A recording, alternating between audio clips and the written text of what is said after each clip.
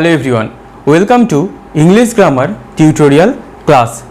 আজ এমনই একটা ঘোষণা আমি করতে চলেছি, সেটা সম্ভবত বাংলা ইউটিউবের ইতিহাসে একদম প্রথম।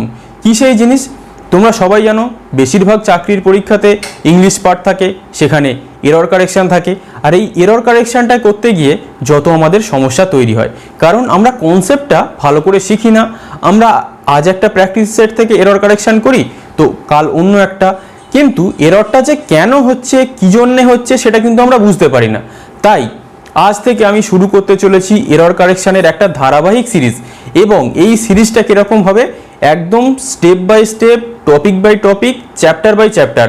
প্রথমে নাউন, তারপরে pronoun, adjective, verb, adverb, preposition, conjunction, interjection, tense, যাবতীয় যে ইংলিশ গ্রামারের পার্ট রয়েছে আমরা স্টেপ বাই স্টেপ যাব। এবং প্রত্যেকটা চ্যাপ্টারের যত রকমের এরর হয় আমি এক জায়গায় কালেক্ট করেছি, সেটা তোমাদের আমি শেখাতে থাকবো। তাহলে আজকে আমরা কি শিখব? আজকে আমরা নাউনের যত এরর কারেকশান হয় সেটা শিখে নেব। ক্লাস একটু বড় হবে, কিন্তু খুবই ইনফরমেটিভ, খুবই ইম্পর্টেন্ট ক্লাস, তোমরা দেখতে থাকবে। চলো আমরা স্ক্রিনে চলে যাই। তাহলে আমরা স্ক্রিনে চলে এসেছি। নাউন অ্যান্ড এরর কারেকশান আমাদের আজকের টপিক। নাউনের যত রকম এরর হয় সেটা আমরা শিখব ইন ডিটেলে। তাহলে প্রথম রুলস কি বলছে, বা প্রথম rule, nouns always singular plus singular verb. কিছু নাউন আছে যেগুলো সবসময় সিঙ্গুলার হবে এবং তার সাথে সবসময় সিঙ্গুলার ভার্ব হবে। কিভাবে এরর কারেকশান এটা থেকে হয় সেটাও আমরা দেখব। প্রথম কি, the sceneries of Kashmir are beautiful. কাশ্মীরের যে দৃশ্যগুলো সেগুলো হয় কি সুন্দর, কিন্তু সিনারিজ এটা কখনোই প্লুরাল ওয়ার্ড হবে না, এটা সবসময় সিঙ্গুলার ওয়ার্ড, এটা সবসময়ই সিঙ্গুলার। আর তার সাথে ভার্বও যাবে কি সিঙ্গুলার। যেমন the scenery of Kashmir is beautiful. দেখো, সিনারি যেহেতু আমাদের সাবজেক্ট, তাই আমাদের ভার্ব হয়েছে কি ইজ, আর সিনারি সবসময় কি হবে সিঙ্গুলার ওয়ার্ড। পরেরটা দেখা যাক, fruits are very healthy for our health. আমাদের স্বাস্থ্যের পক্ষে ফল খুবই স্বাস্থ্যবান। তাহলে ফ্রুটসও এমন একটা ওয়ার্ড যেটার কখনো প্লুরাল হয় না, এটাও সবসময় সিঙ্গুলার। যেমন কি ফ্রুট, FRUIT, ফ্রুট, তার সাথে ভার্ব কি বসেছে, fruit is very healthy for our health. Clear? তারপরটা কি, হিজ হেয়ার্স আর ব্রাউন। তার চুলটা কি হয়, তার চুলগুলো হয় ব্রাউন বা বাদামি কালারের। কিন্তু হেয়ার্সও এমনই একটা নাউন যেটা কখনোই প্লুরাল হবে না, সেটা কি হবে সিঙ্গুলারই সবসময় হবে, হেয়ার, আর তার সাথে ভার্ব হবে কি সিঙ্গুলার।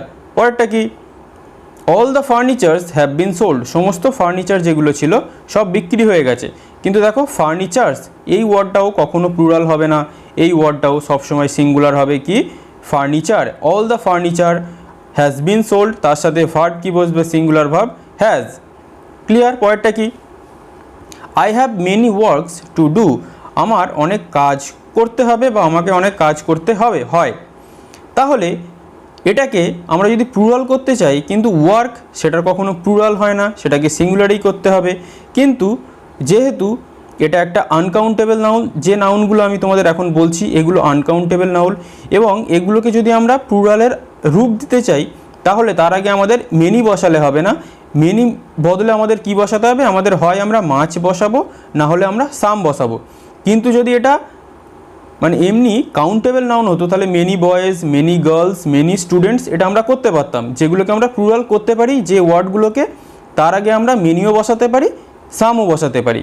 কিন্তু যে ওয়ার্ডকে আমরা প্লুরাল করতে পারি না তার আগে আমরা মেনি কখনোই বসাবো না, তার আগে আমরা মাছ বসাতে পারি আর সাম বসাতে পারি। তাহলে I have some work to do বা I have much work to do.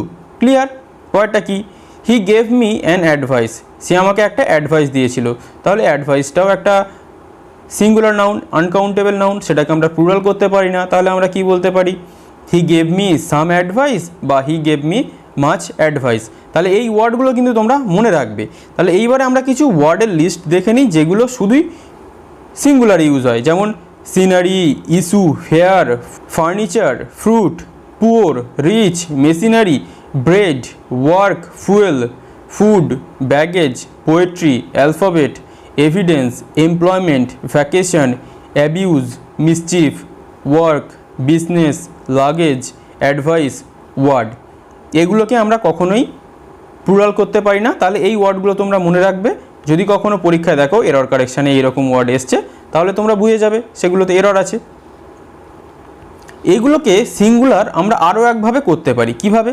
দেখো, he gave me a piece of advice, সে আমাকে একটা অ্যাডভাইস দিয়েছিল। বা he gave me a word of abuse, তা সে আমাকে গালাগালি দিয়েছিল একটা। বা এটাও আমরা লিখতে পারি, he gave me a loaf of bread, সে আমাকে একটা পাউরুটি দিয়েছিল। He gave me a piece of work, he has done an act of mischief. এইরকমভাবে কিন্তু এটাকে আমরা সিঙ্গুলার করতে পারি। তখন কিন্তু তোমরা ভাববে না যে এটাকে আমরা কীভাবে সিঙ্গুলার করলাম। এইরকম এক একটা word, a piece, a word, a loaf of, a piece of, an act of, এইরকম কিছু একটা জুড়ে দিয়ে আমরা এটাকে কী করতে পারি? সিঙ্গুলার করতে পারি।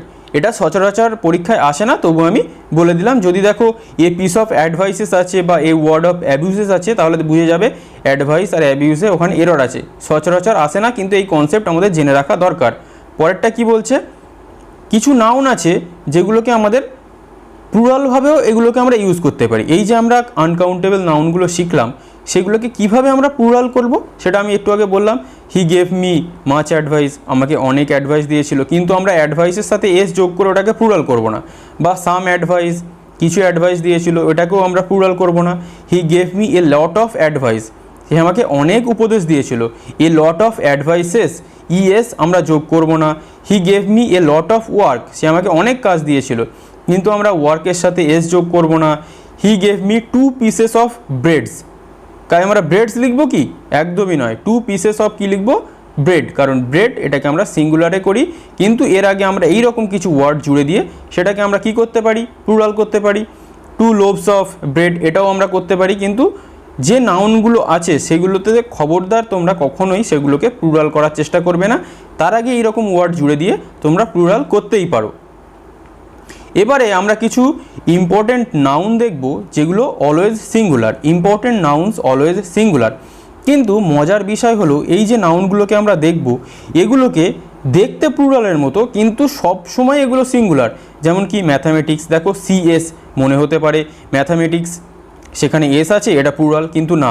ম্যাথামেটিক্সের পরে যদি কোনো ভার্ব লেখো তাহলে হয় ইজ হবে, না হলে হ্যাজ হবে।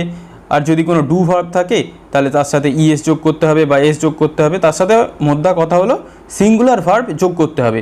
প্রত্যেকটা ওয়ার্ড যেগুলো আমি বলছি সবগুলোই একই। দেখো ম্যাথামেটিক্স, ফিজিক্স, প্রত্যেকটার ক্ষেত্রেই দেখো লাস্টে এস আছে, মনে হবে কিন্তু প্লুরাল, কিন্তু না, এগুলো সবসময় সিঙ্গুলার।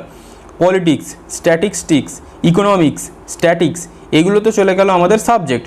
পরে কিছু রোগ আছে, মাম্পস, মিজলস, রিকেটস। ক্লিয়ার? পরেরটা কি? কিছু খেলা আছে, বিলিয়ার্ডস, অ্যাথলিটস, অ্যাকোয়াটিক্স, জিমন্যাস্টিক্স। সেগুলো দেখো প্রত্যেকটার ক্ষেত্রেই কিন্তু এস আছে লাস্টে। তারপরে কি? গলিভার্স ট্রাভেলস, দেখো এস আছে। আরাবিয়ান নাইটস, দেখো শেষে এস আছে, কিন্তু সবগুলোই সিঙ্গুলার। ওয়ার অ্যান্ড পিস, দেখো অ্যান্ড দিয়ে যুক্ত করেছে, কিন্তু এটা সিঙ্গুলার। টেলস ফ্রম শেক্সপিয়ার, দেখো টেলের পরে এস আছে, TALES, ফ্রম শেক্সপিয়ার। এবারে কিছু ওয়ার্ড আছে দেখো, ইনিংস, সিরিজ, নিউজ, সামন্স, এগুলো কিন্তু সবই সিঙ্গুলার। যেমন the news is very pathetic, নিউজের পরে আমরা ইজ সিঙ্গুলার ভার্ব বসিয়েছি। কিছু নোট আছে, দেখে নাও। This words will always take singular verb with them, এই ওয়ার্ডগুলো যেগুলো বা নাউনগুলো যেগুলো তোমরা ওপরে দেখলে দেখতে মনে হবে প্লুরাল, কিন্তু এগুলোর সাথে কি ভার্ব বসবে? সবসময় সিঙ্গুলার। এরপরে কি? A an is not used before them, মানে কি? ইনডিফিনিট আর্টিকেল এ বা অ্যান, এই যে তোমরা সিঙ্গুলার ওয়ার্ডগুলো দেখলে, এর আগে যেগুলো দেখলে, তার আগে কখনোই কিন্তু এ আর অ্যান আর্টিকেল বসবে না, কিন্তু দ্য আর্টিকেল এর আগে বসতেই পারে। The is used before them, the article এর আগে বসতেই পারে। তাহলে এই যে সিঙ্গুলারের নিয়মটা আমাদের ক্লিয়ার হলো যে কিভাবে এই ওয়ার্ডগুলো সিঙ্গুলার হয়, কিভাবে কি হয় আমি তোমাদের বললাম। এরপরে আমরা রুলস নাম্বার কোথায় চলে যাব? 2-এ। রুলস নাম্বার 2-তে কী বলছে দেখে নেওয়া যাক। Nouns always plural plus plural verb. কিছু কিছু নাউন আছে যেগুলো সবসময় প্লুরাল হবে এবং তার সাথে প্লুরাল ভার্ব যাবে। যেমন I have come to buy vegetable, আমি ভেজিটেবল কিনতে এসেছি। দেখো ভেজিটেবল এটা এমনই একটা ওয়ার্ড, একে আমরা কখনো সিঙ্গুলারে লিখতে পারি না। একে আমাদের কি লিখতে হবে? I have to come to buy vegetables, দেখো ইএস লিখেছি। ক্লিয়ার? পরেরটা কি? The road is closed for repair, রোডটা বন্ধ আছে মেরামতের জন্য। তাহলে এটাকে রিপেয়ার এমনই একটা ওয়ার্ড, সেটাকে আমরা সিঙ্গুলারে লিখতে পারবো না। The road is closed for repairs, plural লিখতে হবে। His spectacle is very expensive, তার যে চশমাটা সেটা খুবই দামি। যেমন স্পেকটাকেল এমনই একটা ওয়ার্ড, সেটাকে আমরা কখনোই সিঙ্গুলারে লিখতে পারবো না, সেটা কি লিখতে হবে? হিজ স্পেকটাকেলস আর ভেরি এক্সপেন্সিভ, তার স্পেকটাকেলটা কি খুব দামি। দেখো এখানে আমি বলেছিলাম যে প্লুরাল যেহেতু নাউন তার সাথে ভার্বও যাবে কি প্লুরাল, এই ওয়ার্ডগুলো সবসময় প্লুরালেই ইউজ হয়। যেমন স্পেকটাকেলস আর হয়েছে, ওখানে কখনোই কিন্তু ইজ হবে না, এগুলো কিন্তু মনে রাখবে। Your trouser is not lose, তোমার ট্রাউজারটা লুজ বা আলগা নয়, কিন্তু ট্রাউজারটাও একটা কি সিঙ্গুলার ওয়ার্ড নয়, ওটাকে প্লুরাল করতে হবে। Your trousers are not loose, clear. The scissor is blunt, scissor বা কাঁচিটা কি ভোঁতা, তাহলে সিজারও এমন একটা নাউন যেটাকে আমরা কখনোই সিঙ্গুলারে লিখতে পারি না, সেটাকে আমাদের কি করতে হবে? দ্য সিজার্স আর ব্লান্ট, কাঁচিটা কি হয় ভোঁতা। তাহলে এই যে আমরা ওয়ার্ডগুলো দেখলাম, আমরা কিছু ওয়ার্ড দেখে নিই যেগুলো সবসময় প্লুরালে হয়। যেমন vegetables, spectacles, trousers, Himalayas, people, orders, repairs, scissors, arms, thanks, surroundings, manners, earnings, quarters, outskirts, savings, stairs, asses, annals, rations, customs, requirements, refreshments, contents, assets, jeans, scales, breeches, এই ওয়ার্ডগুলো যেগুলো দেখলে সবসময় প্লুরাল এবং তার সাথে ভার্বও যেটা হবে সেটা কি হবে? প্লুরাল। এবার 3 নম্বর নিয়মে আমরা আসা যাক। Nouns in singular but may be used both as singular or plural with singular or plural verb, নাউনটা সিঙ্গুলার কিন্তু এটাকে আমরা প্লুরালও করতে পারি, সিঙ্গুলারও করতে পারি। এই কনসেপ্টটা একটু জটিল আছে, দেখো। The fisherman catches many fishes, যে মাছ ধরে সে অনেক মাছ ধরেছে বা ধরে। দ্য ফিশারম্যান ক্যাচেস কি হবে? মেনি ফিশ, মেনি ফিশ, এটা আমরা সিঙ্গুলারেই লিখব কিন্তু এর আগে আমরা মেনি বসাতে পারি, ক্লিয়ার? এই কনসেপ্টটা মনে রাখবে। ফিশ, এই যে ওয়ার্ডগুলো বলছি এই ওয়ার্ডগুলো বেসিক্যালি কিছু ওয়ার্ড আছে যেগুলো আমাদের মনে রাখতে হবে। Deers are running in the jungle, ডিয়াররা কী করছে? জঙ্গলে দৌড়াচ্ছে। তাহলে এটাকে আমাদের কি করতে হবে? ডিয়ার্স, সেটাকে আমরা DEERS কখনো করব না, ওটাকে ডিয়ারেই রাখবো। কিন্তু deer are running in the jungle এর মানে হচ্ছে কি? হরিণেরা জঙ্গলে দৌড়চ্ছে। এবার যদি আমরা এটাকে সিঙ্গুলার করার চেষ্টা করি, আমরা কি করব?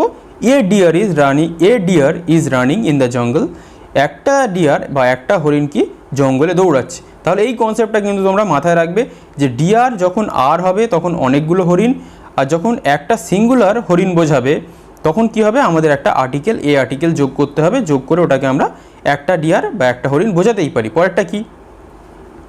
His offspring is very intelligent, তাহলে অফস্প্রিংস ও এমন একটা ওয়ার্ড সেটাকে আমরা প্লুরালে লিখতে পারি না, কিন্তু এটাকে আমরা প্লুরালেও ইউজ করতে পারি ভার্বের সাথে, সিঙ্গুলারেও করতে পারি। কীরকমভাবে?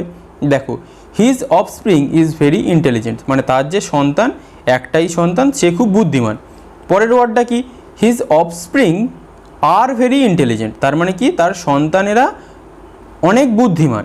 এবারে দেখো, হিজ অফস্প্রিং যখন আমরা বোঝালাম তখন আমরা যখন ভার্ব বসিয়েছি ইজ, তখন মানে একটাই সন্তান, কিন্তু অফস্প্রিংয়ের পরে আমরা এস বসাইনি, কারণ এটা সিঙ্গুলারেও হতে পারে প্লুরালেও হতে পারে, কিন্তু আমরা এস বসাবো না, আমরা ভার্বের পরিবর্তন করব এই ওয়ার্ডের সাথে, এটা যেন মনে থাকে। যেমন এখানে হিজ অফস্প্রিং আর, তার মানে অনেকগুলো সন্তান বোঝানোর জন্য আমরা ভার্বের পরিবর্তন করেছি, আমরা কিন্তু নাউনের পরিবর্তন করিনি। এই কনসেপ্টটা খুব ভালোভাবে মনে রাখবে। এই ওয়ার্ডগুলো বেসিক্যালি এসে থাকে, আর বেশি এরকম ওয়ার্ড আসার দরকার নেই, ক্লিয়ার? এবারে রুল নাম্বার 4 দেখা যাক।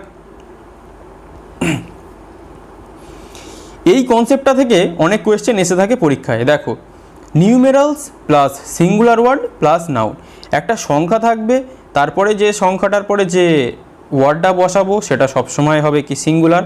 কীভাবে দেখা যাক? I have A 100 rupees note, আমার কাছে একটা 100 টাকার নোট আছে, কিন্তু এখানে আমরা রুপির পরে আমরা এস বসিয়ে ওটাকে প্লুরাল করেছি, কিন্তু আমাদের দেখো 100 একটা সংখ্যা, 100 তারপরে আমরা কি বলেছি? সিঙ্গুলার ওয়ার্ড, তারপরে আমরা নাউন বসিয়েছি। তাহলে এখানে আমরা কি বলবো? I have A 100 rupee note, আমার কাছে একটা 100 টাকার নোট আছে। 100-এর পরে যে নাউনটাকে আমরা বসাবো সেটাকে আমরা সব সময় কি বসাবো? সিঙ্গুলারে বসাবো, কিন্তু শর্ত একটাই, তারপরে আমার কাছে কি থাকতে হবে? তার রুপির পরে বা সেই সিঙ্গুলার ওয়ার্ডটার পরে একটা নাউন থাকতেই হবে। পরেরটা আসলে আরও বুঝতে পারবে। কিন্তু এটাকে আমরা এটাও বলতে পারতাম, I have a 200 rupee note, I have a 500 rupee note, কিন্তু যাই বলি না কেন 100 plus singular noun plus noun, এটা যেন মনে থাকে। পরেরটা কি, he ran in a 2 miles race, সে একটা 2 মাইলের দৌড় প্রতিযোগিতায় দৌড়েছিল। তাহলে 2 একটা সংখ্যা, তারপরে যে ওয়ার্ডটা বসিয়েছি সেটা দেখো আমরা এস করেছি, কিন্তু আমরা কি জানি ওখানে আমরা সিঙ্গুলার করতে হবে। তারপরে দেখো আমাদের নাউন আছে, তাহলে হি ran in a 2 mile race. Clear? 2 mile race, কোনো প্লুরাল নয়, সিঙ্গুলার করতে হবে। Rehan is a 10 years old বয়, রেহান একজন 10 বছরের ছেলে। তাহলে আমরা দেখো 10 আছে, তারপরে যেটা নাউন আছে, এই যেটা ওয়ার্ড আছে সেটাকে সিঙ্গুলার করতে হবে। তারপরে কি আমাদের যে নাউন আছে সেটা নাউন তো আছেই। তাহলে Rehan is a 10 year old boy, year হবে। এটা বিভিন্ন বইয়ে বিভিন্ন গ্রামারিয়ান বিভিন্নভাবে ব্যাখ্যা করেছেন, কিন্তু এটাকে যদি আমরা কনসেপ্ট অনুযায়ী যাই, he is a 10 year old বয় লিখতে হবে। কিন্তু এটাকে আরেকভাবে আমরা লিখতে পারি, হি ইজ 10 ইয়ার্স ওল্ড। যদি আমরা শুধু হি ইজ 10 ইয়ার্স ওল্ড লিখি তাহলে এটা সঠিক ইয়ার্স লিখব, কিন্তু হি ইজ এ যখন আমরা লিখব তারপরে 10 ইয়ার ওল্ড বয় লিখব, তখন আমরা কি লিখব, ইয়ারের সাথে কোনো প্লুরাল এস যোগ করব না। পরেরটা কি, there is a 3 feet rope, সেখানে একটা কি আছে 3 ফুটের দড়ি। তাহলে ফুট ফিট, ফিটটা হচ্ছে কি প্লুরাল, তাহলে এখানে আমাদের কি করতে হবে সিঙ্গুলার, কারণ 3 একটা সংখ্যা, তারপরে যে ওয়ার্ডটা আছে সেটাকে আমাদের সিঙ্গুলার করতে হবে। তারপরে নাউন আছে রোপ, তাহলে this is a 3 foot rope, এটা একটা 3 ফুটের কি দড়ি। পরেরটা কি, we have bought 2 dozens pencil, আমরা 2 ডজন পেন্সিল কিনেছি। তাহলে 2 এর পরে 2টা একটা সংখ্যা, তারপরে যেটা আছে সেটা কি সিঙ্গুলার করতে হবে। তারপরে নাউন আছে, we have bought 2 dozen pencils, আমরা 2 ডজন পেন্সিলস কিনেছি। তাহলে দেখো 2 এর পরে যেটা আছে ডজনটাকে আমাদের সিঙ্গুলার করতে হবে। এই কনসেপ্ট খুব ভালোভাবে মনে রাখবে, তাহলে তোমাদের আর কোনো সমস্যা হবে না। দেখো he is 10 years old, he is 10 years old, এক্ষুনি আমি বললাম সেটাই আমি এখানে একবার লিখে দিয়েছি, হি ইজ 10 ইয়ার্স ওল্ড। কিন্তু he is a 10 year old বয় যখন আমরা লিখবো তখন আমরা ইয়ারের সাথে এস যোগ করব না। এবারে আরও কিছু ইম্পর্টেন্ট নোট সেটা তোমাদের জেনে রাখা দরকার। এর আগে আমরা শিখলাম কি 100 রুপি নোট, ওখানে কোনো প্লুরাল হয় না, কিন্তু এখানে কেন প্লুরাল হলো সেটা আমাদের দেখতে হবে। শি গেভ মি 10 রুপিস, সে আমাকে 10 টাকা দিয়েছিল। দেখো হি গেভ মি 10 রুপিস, সে যখন আমাকে 10 টাকা দিয়েছিল, এটা আমাদের একটা ডেফিনিট সংখ্যা এবং রুপির পরে কোনো নাউনও নেই, তাহলে আমাদের ওটাকে আমরা প্লুরাল করব বা প্লুরাল করতেও পারি। তাহলে হি গেভ মি 10 রুপিস, সে আমাকে 10 টাকা দিয়েছিল। হি গেভ মি 100 রুপিস, তাও আমরা লিখব, কিন্তু রুপিসটা তখন প্লুরাল করব। কেন প্লুরাল করব? কারণ রুপির পরে আমাদের আর কোনো নাউন নেই। যখন ওই রুপিসটা বা ওই নাউনটা যদি সংখ্যার পরেই থেমে যায় তাহলে সেটাকে আমাদের প্লুরাল করতে হবে। পরেরটা কি, হি স্পেন্ট 3 ইয়ার্স, 3 বছর কাটিয়েছিল। তাহলে সংখ্যার পরে যে ওয়ার্ডটা আছে সেটাকে আমরা প্লুরাল করেছি, তারপরে কিছু নেই, তাই জন্য ওটা আমাদের ডেফিনিট, তাই জন্যই ওটাকে কিন্তু আমরা প্লুরাল করেছি। পরের কনসেপ্টটা আর একটু গোলমেলে আছে। দেখো রোহিত নিডেড 500, রোহিতের 500-র প্রয়োজন ছিল, কিন্তু এটা কিন্তু ইনডেফিনিট, 500-র যে কী প্রয়োজন ছিল সেটা আমরা জানি না। এবারে কোনো অনির্দিষ্ট বা পার্টিকুলার নয় একটা জিনিস যেটা আমরা বুঝতে পারছি না যে অ্যাকচুয়ালি যে 500টা কী, এইরকম যদি কোনো সেন্টেন্স বোঝায় তখন কিন্তু আমরা সেটাকে সিঙ্গুলারেই রাখবো। তাহলে হি নিডেড 500, তার 500-র প্রয়োজন ছিল। হি অ্যারেঞ্জ 3 ডজন, সে 3 ডজন জোগাড় করতে পেরেছিল।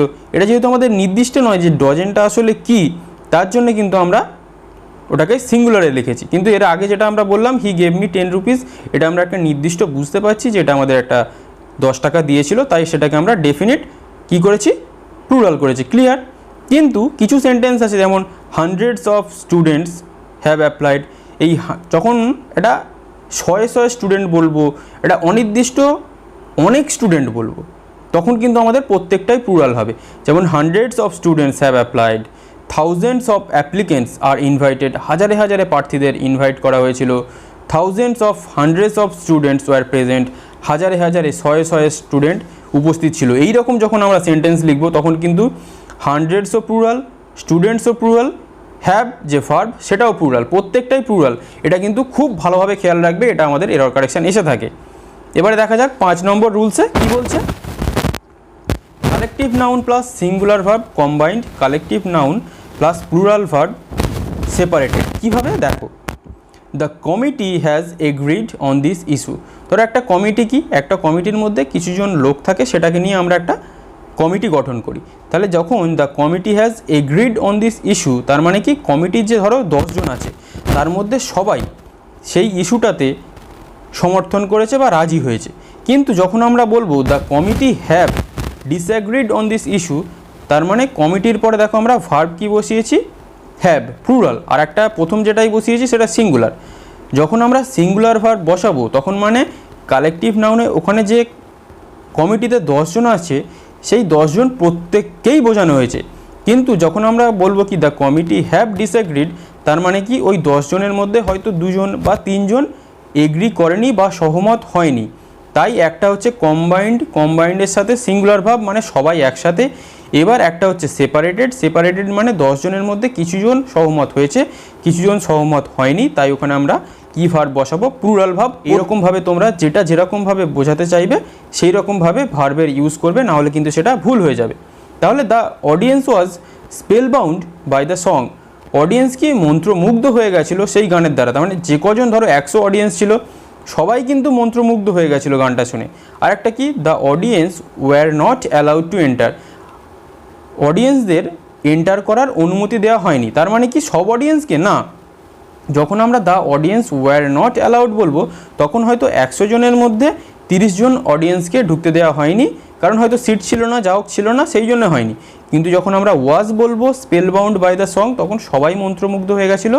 আর ওয়্যার নট অ্যালাউড মানে কিছু সংখ্যক অডিয়েন্সকে ঢুকতে দেওয়া হয়নি। তাহলে সিঙ্গুলার ভার্ব কম্বাইন্ড একসাথে সবাই, প্লুরাল ভার্ব সেপারেটেড আলাদা আলাদা, কিছু এদিকে কিছু ওদিকে, এইভাবে তোমরা বুঝে রাখবে। তাহলে কিছু ইম্পর্টেন্ট আমরা কালেকটিভ নাউন দেখে নিই, তার সাথে তোমরা সেন্টেন্স তৈরিও করতে পারো। Government, parliament, assembly, mob, public, committee, jury, family, crowd, audience, police, teams, board, number, staff, ministry, commission, crew, council. তাহলে এগুলোকে কিন্তু আবার তোমরা প্লুরাল ভার্ব যেমন গভর্নমেন্টস এইসব করতে যেও না, পার্লামেন্টস এইরকমভাবে করতে যেও না। যখন তোমরা এটাকে সাবজেক্ট করবে এটাকে এইরকমভাবেই রাখবে, তার সাথে ভার্বের চেঞ্জ করবে। ক্লিয়ার? তাহলে রুল নাম্বার 6-এ চলে যাক।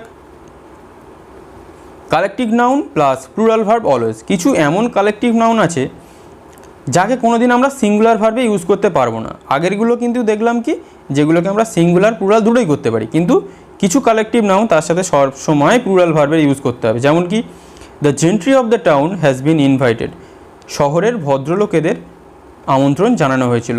কিন্তু জেন্ট্রি মানে কি, এটা একটা প্লুরাল ওয়ার্ড। তাহলে gentry of the town have been invited, তাহলে ভার্ব কি আমাদের বসবে, plural verb.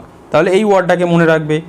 ক্যাটেলস R grazing in the field, গৃহপালিত পশুরা বা পশুরা কি করছে, মাঠে চড়ে বেড়াচ্ছে।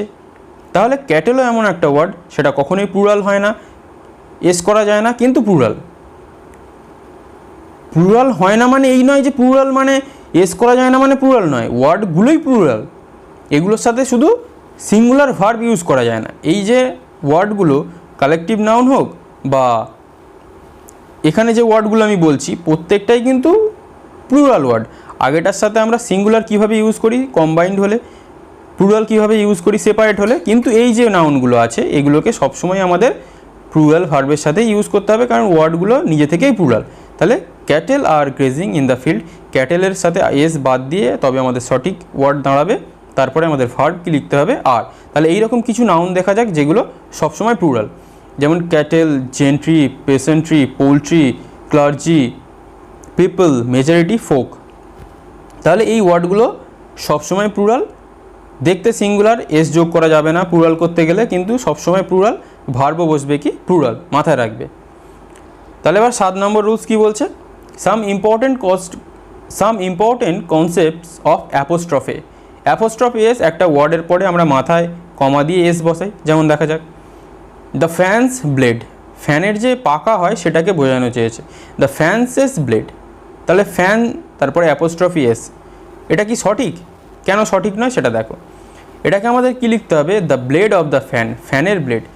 যে কোনো নন লিভিং অবজেক্ট, যার কোনো প্রাণ নেই এমন কোনো অবজেক্টকে আমরা অ্যাপোস্ট্রফি এস দিয়ে পজেশন বা তার অধিকার বসাতে পারি না বা তার অধিকার বোঝাতেও পারি না। যেমন দ্য ফ্যানস ব্লেড, ফ্যানের যে পাখা, এটাকে আমরা ফ্যান্সেস ব্লেড কখনোই বলতে পারবো না, বা দ্য ফ্যান্স ব্লেড কখনোই বলতে পারবো না। আমাদের কি বলতে হবে, the blade of the fan, ফ্যানের যে ব্লেড, এই রকম দিয়ে তোমাদের এরর কারেকশান থাকে। পরেরটা এরও থাকে কি, দ্য টেবিলস লেগ, টেবিলের যে পায়া সেটাকে, কিন্তু টেবিলও একটা কি নন লিভিং বা যার কোনো প্রাণ নেই এমন একটা বস্তু, তাহলে সেটাকেও আমাদের কি করতে হবে, the leg of the table করতে হবে। আমাদের নন লিভিং অবজেক্ট দিয়ে আমরা কখনোই কি করতে পারি না, অ্যাপোস্ট্রফি এস বা পজিশন বা তার অধিকার বোঝাতে পারি না, এটা খুব ভালোভাবে বুঝে নাও। এটা কি, apostrophe is not used with non living objects, apostrophe non living অবজেক্টের সাথে ইউজ হয় না, প্রাণ নেই এমন নন লিভিং অবজেক্টের সাথে অ্যাপোস্ট্রফে হয় না, এটা তোমরা খেয়াল রাখো। এরপরে কিছু আছে দেখো, John Keats poem, John Keats poems, এমন কিছু ওয়ার্ড বা থাকবে, এমন কিছু নাম থাকবে, এমন কিছু নাউন থাকবে যার পরে এস দিয়ে শেষ হবে, তাহলে সেগুলোকে আমরা কি হবে, অ্যাপোস্ট্রফে বসাবো। তারপরে অ্যাপোস্ট্রফে বসিয়ে তারপরে কি, যেমন জন কিটস, KEATS, আবার একটা অ্যাপোস্ট্রফি, তারপরে আবার একটা এস বসাবো না, যেটা তোমাদের লেখা আছে দেখো জন কিটস, তারপরেই শুধু অ্যাপোস্ট্রফে বসিয়ে দেবে, তারপরে আর এস বসানোর দরকার নেই, এটাই সঠিক। এইরকমভাবে অনেক এরর কারেকশান এসে থাকবে, তোমরা এটা জাস্ট দেখে নাও। যেমন জন কিটস পোয়েমস, ডিকেন্স, ডিকেন্সের নামই এস দিয়ে শেষ হয়েছে, তারপরে কিন্তু ওই মাথাতে কমা দিয়ে দিলেই আমাদের অ্যাপোস্ট্রফে বা পজিশন তার অধিকার বুঝিয়ে যাবে, তারপরে আমাদের আবার এস লেখার দরকার নেই। তাহলে ডিকেন্স নোভেলস, বয়েজেস বা বয়েজ স্কুল, বয়েজের পরে অ্যাপোস্ট্রফে বসালেই কিন্তু বয়েজদের স্কুল সেটা বুঝিয়ে যাবে। কালিদাসেস ওয়ার্কস বা কালিদাস ওয়ার্কস, অ্যাপোস্ট্রফে বসালেই আমাদের কি পজিশন বা অধিকার বুঝিয়ে যাবে। এবার কিছু নাউন আছে যেমন sister in law, father in law, কিন্তু এগুলোকে যখন আমরা অ্যাপোস্ট্রফি বা সিস্টার ইন লজ করবো অ্যাপোস্ট্রফি বসিয়ে, তাহলে কিন্তু আমরা একদম দেখো যে লাস্টের যে ওয়ার্ডটা থাকবে তার উপরে কিন্তু অ্যাপোস্ট্রফি বসাবো। অনেক সময় তোমাদের এক্সামে কি করে দেবে, sister apostrophe s in laws করে দেবে, বা mother apostrophe s in laws করে দেবে, কিন্তু actually sister in laws apostrophe s লয়ের পরে বসবে, তারপরে s, mother in law apostrophe তারপরে এস, এইরকমভাবে বসবে, এটা খেয়াল রাখবে। পরেরটা কি, Rehan and Rohit's mother, Rehan and Rohit's mother মানে কি, যখন দুটো নামকে বা দুটো ওয়ার্ডকে আমরা অ্যান্ড দিয়ে যুক্ত করব এবং লাস্টের ওয়ার্ডটায় অ্যাপোস্ট্রফে থাকবে, তখন বুঝতে হবে দুটোই একই বোঝাচ্ছে। কীরকমভাবে দেখো, রেহান অ্যান্ড রোহিতস মাদার মানে কি, রেহান আর রোহিতের যিনি মা তিনি একটাই মা, একটাই মা মানে কি, তাহলে কি সেই মায়ের দুটো ছেলে রেহান আর রোহিত, রেহান আর রোহিতের আলাদা কোনো মা নয়, একটাই মা, তার মায়ের সন্তানকে রেহান আর রোহিত। কিন্তু Rehan apostrophe S, Rohit apostrophe S, mother's মানে কি রেহানের মা আলাদা, রোহিতের মা আলাদা। এই কনসেপ্ট মনে রাখবে যে কীভাবে অ্যাপোস্ট্রফের ব্যবহার হলো অ্যান্ডকে যুক্ত করে। এবারে কিছু প্রোনাউনকে আমরা দেখব, অ্যাপোস্ট্রফের যেহেতু আমরা কথা বলছি সেহেতু আমরা এখানেই এটা দেখে নিই যাতে আমাদের এটা বুঝতে সুবিধা হয়। যেমন ইয়োর্স সিনসিয়ারলি, আমরা চিঠির পরে লিখি দেয়ার্স পপুলারিটি, তার যে জনপ্রিয়তা, ইটস কালার এটার রং, it apostrophe s equal to it is. যখন কোনো প্রোনাউনকে আমরা পজিশন হিসাবে বা অ্যাপোস্ট্রফে অধিকার হিসাবে ব্যবহার করব, তখন কিন্তু আমরা কোনো অ্যাপোস্ট্রফে ব্যবহার করব না। যেমন your sincerely, theirs popularity, your একটা প্রোনাউন, দেয়ার একটা প্রোনাউন, ইট একটা প্রোনাউন, তাই দেখো আমরা এসের আগে কোনো অ্যাপোস্ট্রফে ব্যবহার করিনি। তাহলে যখন তোমরা ছোটোবেলায় চিঠি লিখতে তোমাদের এটা মনে হতেই পারতো যে ইয়োরের পরে আমরা কেন অ্যাপোস্ট্রফি বসালাম না। তাহলে আজ তোমরা কি জানলে যে প্রোনাউন কখনোই অ্যাপোস্ট্রফে নেয় না। ক্লিয়ার? সেটাকে আমরা পজিশন বা তার অধিকার এস বসিয়েই করতে পারি অ্যাপোস্ট্রফি ছাড়াই। ক্লিয়ার? পরেরটা দেখি কি বলছে। This is not my phone, this is somebody's else.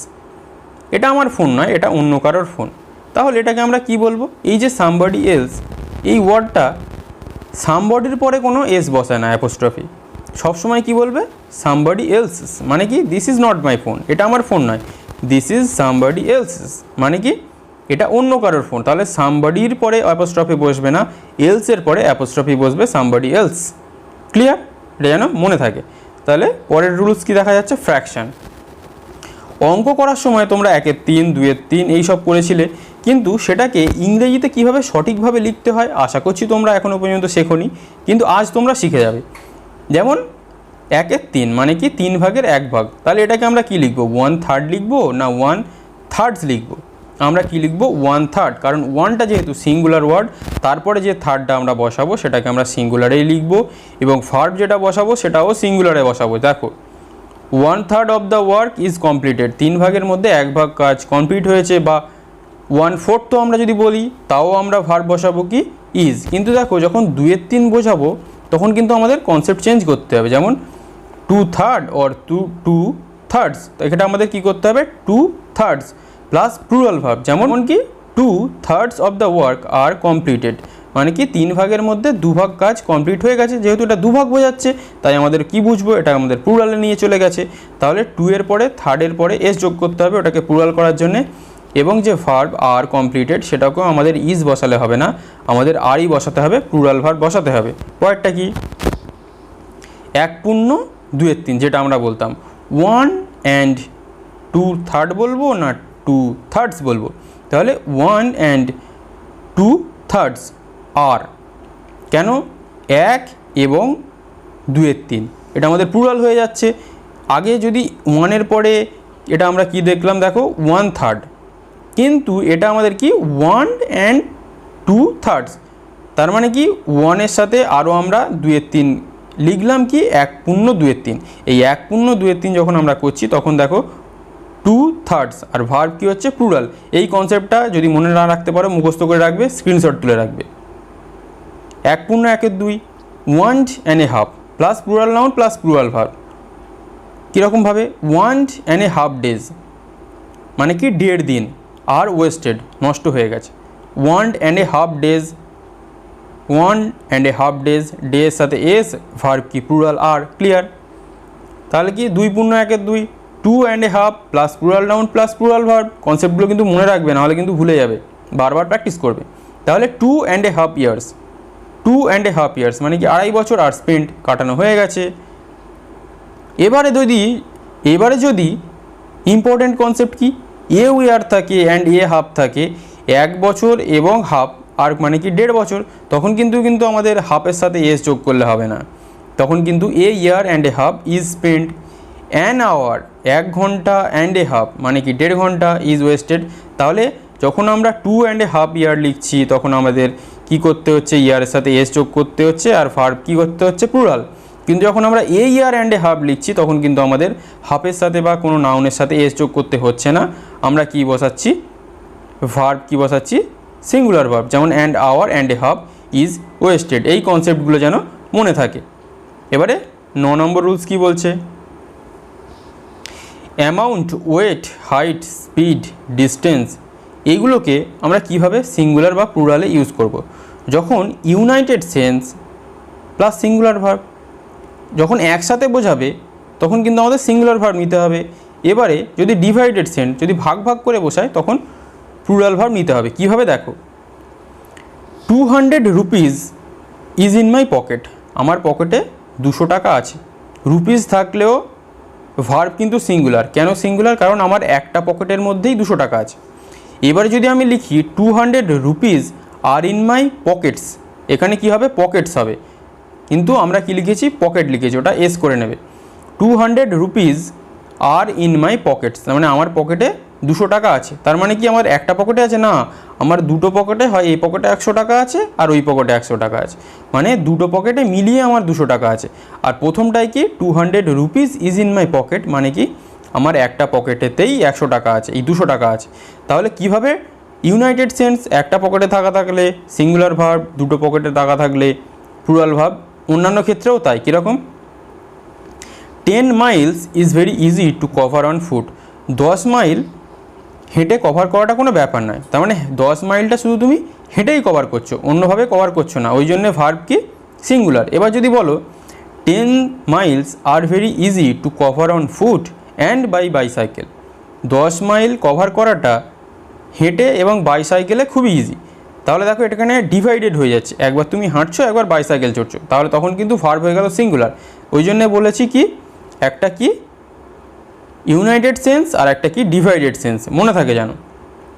পরেরটা কি 2000 books is in my school, আমার স্কুলে 2000 বই আছে, তার মানে আমার স্কুলেতেই শুধু ওটা আছে, আর অন্য কোথাও নয়।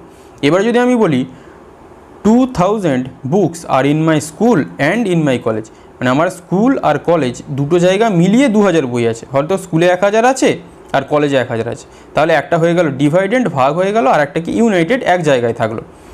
এবারে কি 169 সেমিজ ইজ আর মাই হাইট, অনেক সময় এটা আমরা কনফিউজড করে ফেলি যে যেহেতু সেমিজ আছে তাই আমরা কি বসাই, আমরা প্লুরাল ভার্ব বসিয়ে দিই, কিন্তু না, আমি কি বলেছি, অ্যামাউন্ট, হাইট, ওয়েট, ডিস্টেন্স এগুলো থাকলে আমরা যখন ইউনাইটেড সেন্স মানে একটা সেন্সে বোঝাই তখন আমাদের কি ভার্ব বসে, ইজ বা সিঙ্গুলার ভার্ব। আর 169 সেমি আমার হাইট, আমার হাইট তো আর কেউ ভাগ করে নিতে পারবে না, ওই জন্য কি আমাদের ভার্ব কি হবে, সিঙ্গুলার। তাহলে এই যে রুলস, তাহলে এই যে এরর কারেকশন, এই যে কনসেপ্টগুলো তোমরা নাউনের দেখলে, এটা কিন্তু যদি তোমরা আলাদা আলাদা ক্লাসে দেখতে তাহলে কিন্তু তোমরা এত ভালোভাবে একটা কম্প্যাক্ট আইডিয়া পেতে না। এই জন্যেই আমি ভাবলাম যে কিভাবে এরর কারেকশনটাকে খুব ভালোভাবে প্রেজেন্ট করা যায়।